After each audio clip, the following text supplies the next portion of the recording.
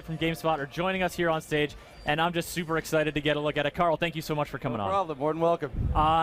Tomb Raider, of course, made quite a debut last year at E3, Yes. and you guys are back this year showing off more gameplay and a lot of sort of different environmental mechanics. How was the response from the press conference? It was very good, actually. Yeah, it was very well received. I think we surprised a lot of people with the content that we showed. It was something that came out of the blue. And so Lara Croft, of course, in this Tomb Raider, this is before she becomes the Lara Croft that we know or that we have played before. She's still the Lara we know and love. Exactly, exactly. This is about a young girl, 21 years of age, first adventure. You know, Tomb Raider's been around 15 plus years now, and it kind of has that canon associated with it that really we want to take this opportunity to go back to the very beginning. So to tell an origin story which has never been told before. One of the most iconic characters in video game history. And exactly. So I'm going to be checking the chat here, folks. I'm live on Twitch in the chat room, or getting emails through GameSpot chat or over Twitter to hashtag GameSpotE3. We're getting the gameplay ready for you in just a second, but we're really excited to have you here. Lara Croft, how did she get into this situation that she's in? So we start the game where we start the game with her hung upside down, and she comes awake and realizes there's something terribly wrong, and then she ends up having to do the unthinkable of set herself on fire.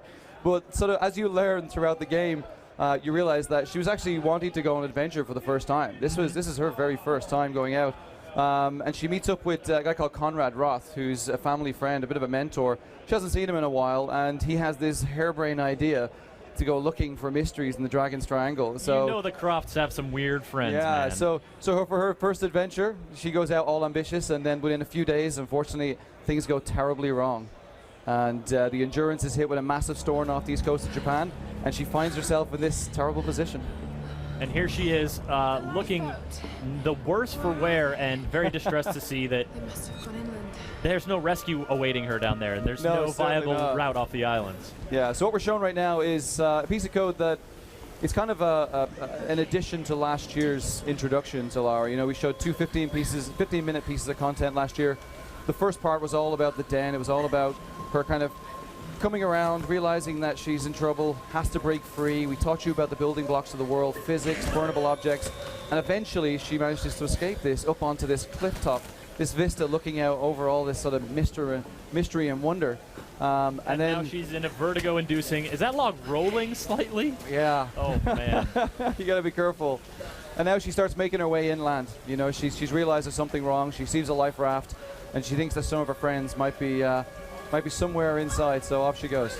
And I love these vistas that give you a glimpse that this is a place that people have been to before, and it has not gone well. Yes, exactly. We're setting up the mystery.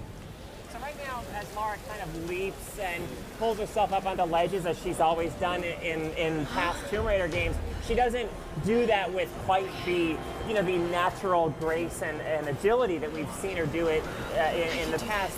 Is that something like, are those physical aspects of how she moves and handles herself going to evolve over the course of the game? Yeah, certainly in this case, obviously she's just managed to break free from a situation where she's had a rebar stuck in her side and had to pull it out. So she's a little bit uncomfortable. That'll do it, you know? It's a little more difficult. Exactly. So the other side to it as well is that we want the player to almost feel like it's a real human character. So there's those attributes of her struggling to do things, falling, hurting herself. We want to make the player feel grounded in the world. Okay. You know, so as she moves around, she trips over objects, and you really have a sense of her being there. And she almost gets clobbered by a collapsing plane wing. Yes. This is the life of Lara Croft, and I really think folks appreciate what you do here with the camera angles, adding sort of a sense of drama, but also a little bit of disorientation. Like, she's walking along that cliff, and you got that slight wobble back and forth. Yeah. Yeah, we built an entire new dynamic camera system whereby we can now break the camera off for a particular situation. So in that case, you know, we break the camera off, we put it a little bit further over your shoulder, you get to see the cliffside, the vertigo, you start to feel like you're in that situation with her. And you remember last year's demonstration, we had her in that tunnel, a real claustrophobic tunnel. And again, same thing with the camera, we broke it off, we put it right up intimately over her shoulder, and you really got a sense of her gasping for air. You know, yeah, so that's really our goal, is to make the player feel like when she goes through these situations, you're almost there with her and you're experiencing them. Can anyone hear Excellent. me? All right, we have some questions coming in about experience, EXP, sort of that kind of mechanic. Yeah, so we presented our base camp system, and inside the base camp system is survival skills, survival gear are two of the core things. And survival skills is all taken back to the XP, so your experience on the island in things like having to hunt for the first time, having to overcome some adversity for the first time. We reward the player with XP points, which then can be traded in for skill points to upgrade some of the elements that will help you see the arc of Lara as she grows. So she starts as a young, naive girl, and ultimately want to get her to an action-adventure hero. So we have to see that progress, and that progress is rewarded to you by actually participating and doing it in-game. And so now she's come upon sort of fire pit. Is she happy because it's sort of the remains of No, this is civilization, in this scene alone, you can see her shivering. You see the cold breath coming out of her mouth. We really want to make her feel like, you know, she has no idea where she is. She's no idea whether her friends are alive. She's found this radio, this two-way radio, and it's probably the only lifeline she thinks she has. And she knows she needs to set fire. She needs to get warm. So she needs to get warm, but this in the scene rain, again is one of those scenes that brings you closer to the character, gives her a personality, which, you know, in past games you've never really had that closeness to Lara Croft.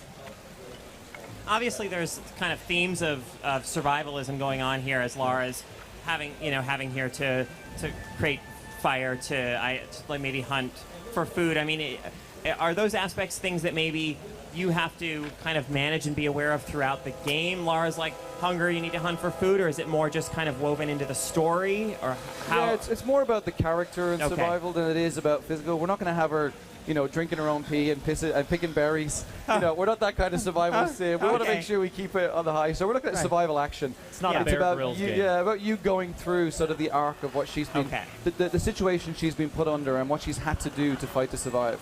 You know, we show it in the demo. It's actually a little bit further on inside of this where she's forced to have to kill somebody for the first time. And rather than just giving Lara a gun and saying she can kill somebody, we want to put you in a situation where you feel like it's kill or be killed. You know, you've been forced to survive, and, you know, it's something which is a little bit uncomfortable when people watch it for the first time, but you really believe that, you know, you're seeing her grow. You're seeing the sort of turning point and the breaking point in our character. Now, a lot of what we're seeing so far, I mean, this is obviously very still early in the game. Seems like Lara's kind of going along, you know, a set path here in these early stages. During the press conference demo, I think I heard the term like dynamic exploration mentioned. Yeah, so this is actually one of those first areas where it is early in the game. We're still teaching the player about the building blocks. You know, she comes into this space now and she sees a bow hung on a corpse. She's going to pull the bow down, and then we give the player an opportunity to explore. Okay. We have these, you know, these things that we're not an open world game. No. It's one of the big things that, you know, we try to communicate in that we've created these massive hub systems, which are hub systems that you can go in and you can see something half a mile high and you can climb all the way to the top and make your way back down. There's hours and hours of fun in them. But in this particular space here, we give the player an opportunity to learn how the bow works, learn how she's a little bit clumsy to begin with. She's got to go and hunt a deer now in a second, but it really sort of shows that we're moving away from the linearity of being forced down areas all the time. We now give the player some movement. Yeah, because Tomb Raider's never been open world by any stretch, but I think exploration or the sense of, you know, venturing into kind of unexplored territory and having some freedom to kind of move around and find your own way has always been part of what made you feel like this adventurer. Exactly, and that's one of the big things that we've changed when we start looking at the pillars of Tomb Raider. You know, it has a formula. It's been around such a long time that really, rather than us trying to create a new vision for Tomb Raider and forgetting who we are, we pulled apart the things that made us special over all those years. And exploration, of course, was one of those things. So for us now, it's about dynamic traversal. It's about giving the player the opportunity to truly be an explorer, right? That's what you want to be. Yeah. We don't want to force the player into a space where they got to jump from ledge to ledge. You don't feel like you're exploring. No. So really, these spaces allow the player, they know they're following a story. Sure. It allows the player to be able to go in, look at sort of the main story going on, as well as the secondary mysteries. Now here we see a hunting scene, and she's clearly moved by the fact that she's killed this animal. And we know that she's going to be doing some killing later on that she sort of is forced to do by necessity.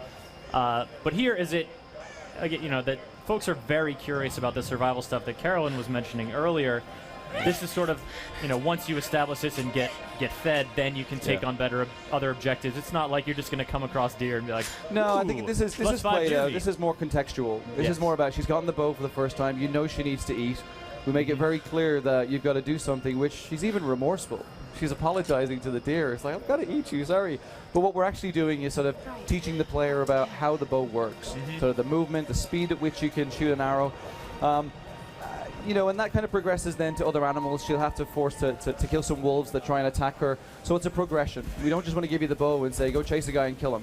You know, we really want you to sort of feel like the character is improving and growing all the way through. So in this space now, one of the things we taught you about last year was her survival instincts, which is a pretty important thing in the game. It's about understanding the world around you. She learns different things. We taught you about fire last year, and when you hit your survival instinct, you were able to see the burnable objects, and then once you do it, you're not shown it again. So it's basically teaching the player. In this case, we had that, you know, semi-large area where we still had to guide the player back. So we do it in a couple of ways. We have a map system built into the game. We have our survival instinct, which I'll give a little icon. But it's also sort of instinctual design, where the team have really laid out the levels to make it easier for the player to be able to come across a stream, and you naturally go, I came into this area at the height of a stream, water flows down, I now know my way up. And that allows us to be able to hide the HUD system, so we don't keep putting stuff on the screen.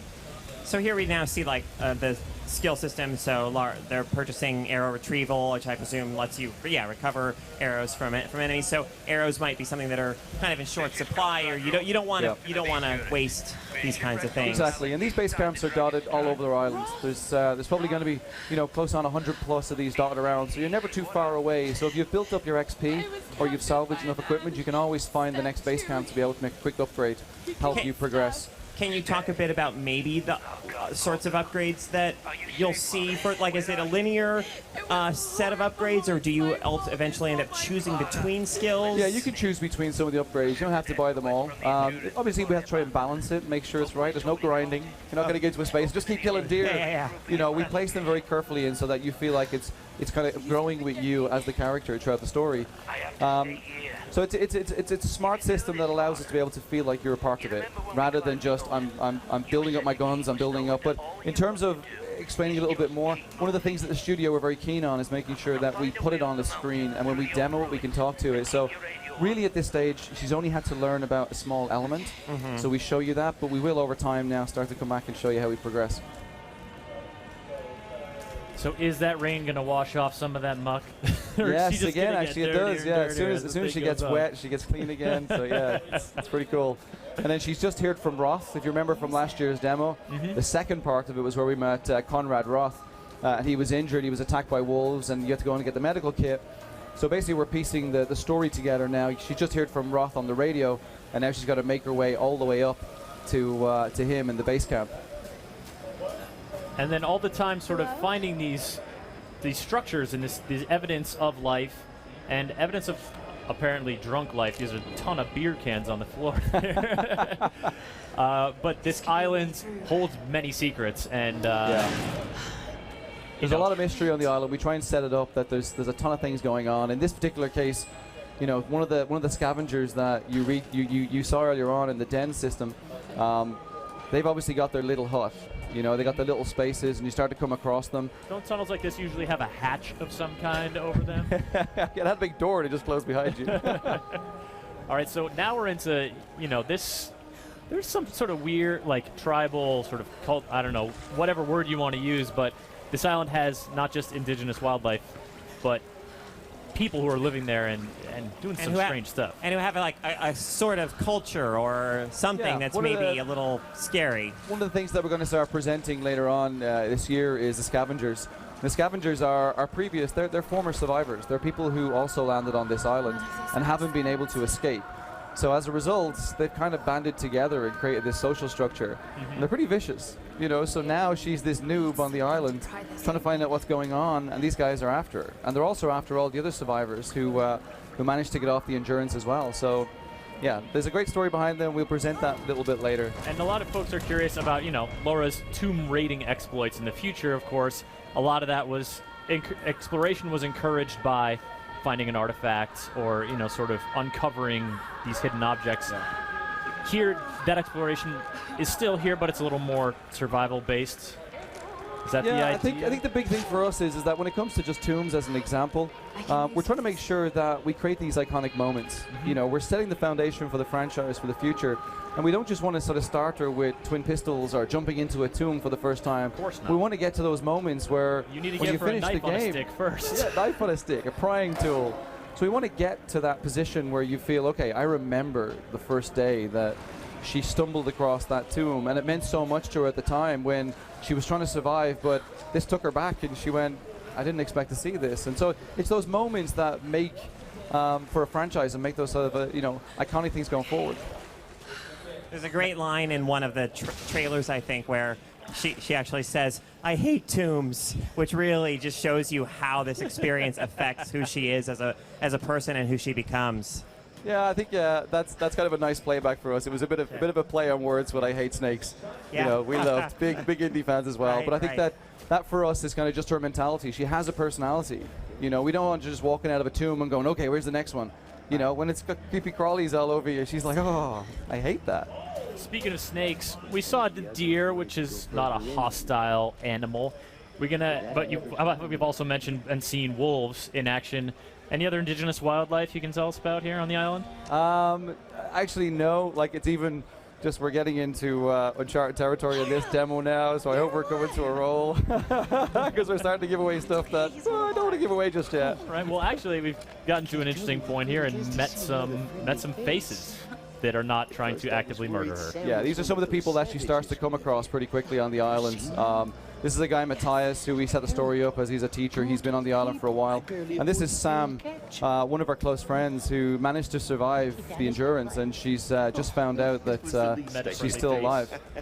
And met a friendly face in Matthias, so not every member of every person on the island is hostile or someone she was traveling with. He looks very trustworthy, Chris. He looks extremely friendly. Trustworthy with a knife in one hand. Look at the handshake. And I'm sure look he at that needs guy. that clutch. I would not feel scared to be hanging out with that guy at all. I got to your den by crawling through a submerged tunnel marked with human skulls and candles and strange markings. Yeah.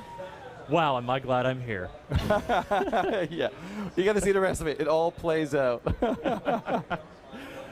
All right, Carl, Tomb Raider looking wonderful again at E3 this year.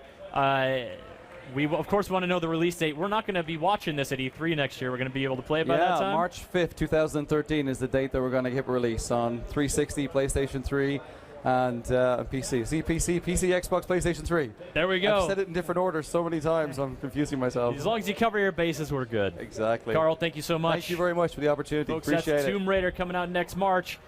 We'll definitely have more on it as soon as we can get more out of Carl. We're going to head over to Square Enix booth, fittingly enough, with Carlos Verdella.